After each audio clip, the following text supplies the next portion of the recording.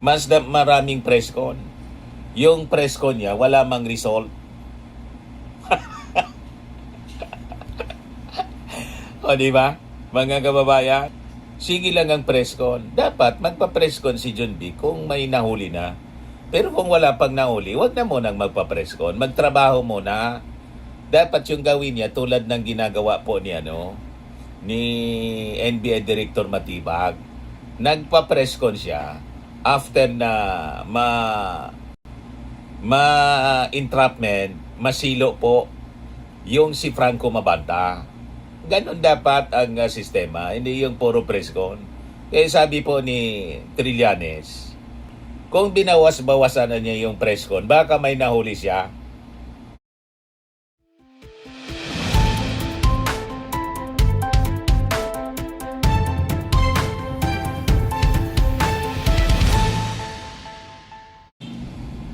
Hello po mga kababayan, si Dante Maravillas. Parang nalapit na po masibak si John B. Crimolia, yung DILG Secretary. Bakit niya Mr. Maravillas? Ito ngayon yung balita dito sa Billionaire News Channel. Ang sabi, yung ating Pangulong Bongbong Marcos fed up na with John B. Crimolia as fugitives keep evading arrest.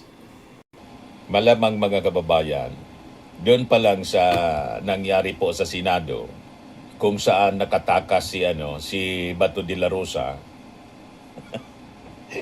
kausap pa lang niya. O, di ba? Kausap niya nung gabing yon. Then at 2:30 in the morning, dapat po hindi niya iniwan si Bato. Di ba? Na protective custody ng Senado. After na magpa-press con siya mga kababayan, nagpa-press con siya sa labas. Yun pa mga kababayan, yung ginawang pagkakataon ni Bato para tumakas.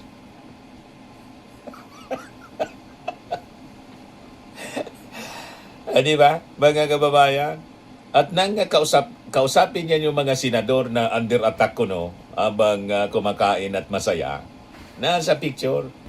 Tapos kasama pa si Robert Padilla mga kababayan nang tumakas.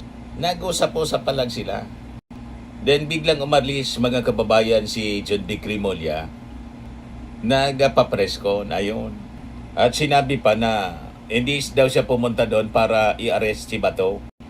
Diretso nang nakatakas si Bato. O, di ba? Mga kababayan, so, sabi dito sa balita ng Billionaire News Channel, President Marcos has reportedly become increasingly frustrated with Interior Secretary John B. Crimolia following a series of controversial fugitive escapes capped by the gateway of Senator Bato de la Rosa.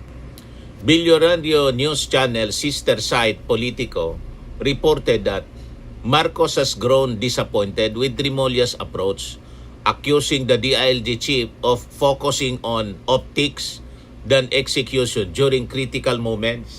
Maraming press con. Yung press con niya, wala mang result. O, di ba? Mga kababayan, sige lang ang press con. Dapat magpa-press con si John B kung may nahuli na. Pero kung wala pang nahuli, wag na munang magpa-press con. Magtrabaho muna. Dapat yung gawin niya tulad ng ginagawa po ni NBI Director Matibag. Nagpa-press con siya after na entrapment, masilo po yung si Franco Mabanta. Ganon dapat ang sistema, hindi yung puro press con. Kaya sabi po ni Trillanes, kung binawas-bawasan na niya yung press con, baka may nahuli siya. Bawasan na niya na yung press con. Kaya sabi natin, mas maganda pa, ibalik na lang mga kababayan, ipalit kay John B. Crimolia, ibalik na lang yung dating DILG Secretary. Magaling yon, si Benhur Abalos. O kung hindi, si Benhur gawing Justice Secretary. Kasi abogado yon, magaling na abogado si Benhur Abalos. Tapos si Trillanes ang gawing DILG Secretary. Di ba? Para siya yung mismong humabol, tumugis dito kay Bato de la Rosa. Anyway, napaka-active ni Trillanes. At tapos na rin mga kababayan yung 1-year ban sa mga natalong kandidato. Si Juan nga po, si Tol Tolentino, bagong labor secretary. So panahon na ito mga kababayan para siguro palitan itong si John B. Crimolia. Hindi masyadong hindi impressive yung kanyang achievement sa DILG bilang DILG secretary. Puro press con, puro kwento. Tama pa mga kababayan? So sabi dito, the source pointed to the May 19 press briefing in Malacanang regarding De La Rosa's escape, where Remulla unexpectedly vanished before the briefing ended. As the start of the press conference, Remulla stood alongside Philippine National Police Chief General Jose Melencio Nartates Jr. and Acting Justice Secretary Frederick Vida as officials updated the media on the government actions. But before the briefing wrap up, Remulla was no longer present. Malamang may nag-leak na information na kuwanan niya. Disappointed sa iyo yung ating Pangulo. Papalitan ka na daw. May iba na niya na uupong DILG secretary. Kaya siguro nag-exit na lang po si John Vic. So sabi dito sa balita mga kababayan, Marcos allegedly ordered John Vic to be pulled out because his statements were no longer aligned with Nartates' messaging. Sabi po ng isang informant. The source added that Marcos had supposedly been weighing the possibility of bringing back former Interior Secretary Benhur Abalos, although Remulla has allegedly remained secure in his post because of his brother, Ombudsman Jesus Crispin Remulla. Boying is said to be the only reason why John Vic has managed to hang on to his post despite his major blunders. Sabi po ng source, critics have blamed Remulla's alleged hesitation in enforcing the ICC arrest warrant against De La Rosa for allowing the senator to slip away on May 14 shortly after gunfire erupted inside the Senate complex and triggered a lockdown. According to the source, Remulla failed to act swiftly after the Supreme Court refused to issue the temporary restraining order sought by De La Rosa. Instead of moving decisively, once the TRO was denied, he went to the Senate during the height of the May 13 shooting incident, faced the media while limping, and publicly announced that he was not there to arrest De La Rosa. O diba? Sablay mga kababayan. Nagtaka nga ako kung bakit ganun yung statement ni ni John B. Crimolia. So kung hindi siya pumunta doon para i-arrest si Bato de la Rosa, bakit pa siya pumunta doon? Di ba? So anong nangyari? Naging distraction pa siya kasi nagpatawag siya ng press briefing. Parang lumalabas si John B. kasabwat. Di ba? Mga kababayan. Images later circulated online showing Remulla conversing with members of the Senate Majority Bloc inside the Senate complex after tensions from the shooting incident had eased. Hours later, De La Rosa reportedly left the premises with the help of Senator Robin Padilla. De La Rosa is not the only controversial figure to evade authorities during Remulla's tenure. Ito si John Vic, nakikipagbungis-ngisan, kausap mga kababayan, yung Senate Majority. Post ito ni Bongo. Mga kababayan, huwag na po kayong mag-alala, ligtas na po kami, pagdasal ninyo po kami dito sa Senado. Yan si John Vic, kampante.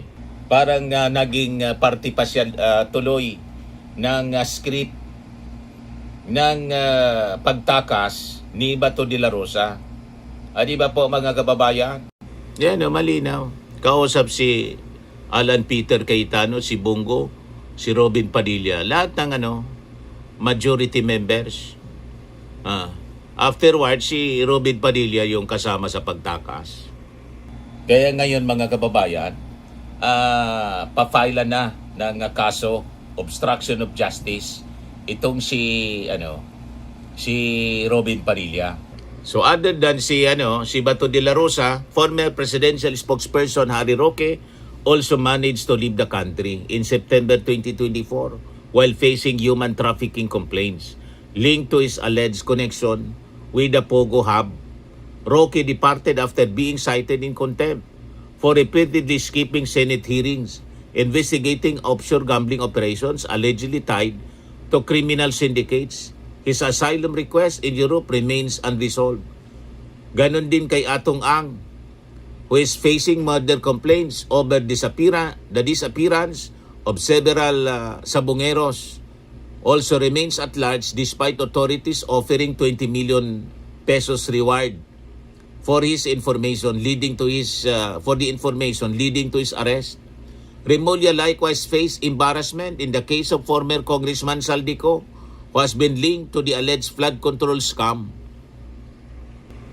Last April, DILG chief Remulla claimed could be deported back to the Philippines within 1 to 3 weeks after supposedly being detained in the Czech Republic. However, the Department of Justice later disclosed that officials sent to Prague discovered was no longer under Czech custody. Puro sablay. Ang gagawin mo, mga kababayan, sa isang opisyal na ang mga ginawa, puro sablay, edi palitan, ibalik na lang po itong si Benhur Abalos, kasi effective as DILG Secretary, itong si Benhur Abalos. Ayan tuloy, si Bato de la Rosa, ito yung latest sa kanya. May pa-post-post pa sa kanyang Facebook. Nakikiisa tayo sa ating mga kapatid na Muslim sa pagdiriwang ng Idil Ad-Adha, Feast of Sacrifice.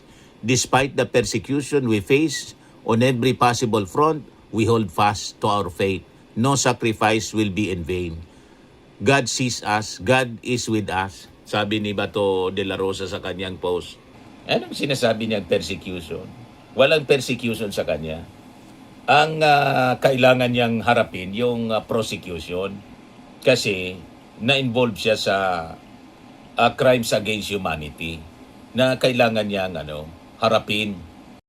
Kasama yung kanyang kapitapitagan na kinikilalang tatay na lumalabas kanya na pong nilaglag kasi ayaw na niyang samahan. Di ba? Si Digong. Pinabariaan na niya si Digong. Duterte at the ICC first status conference.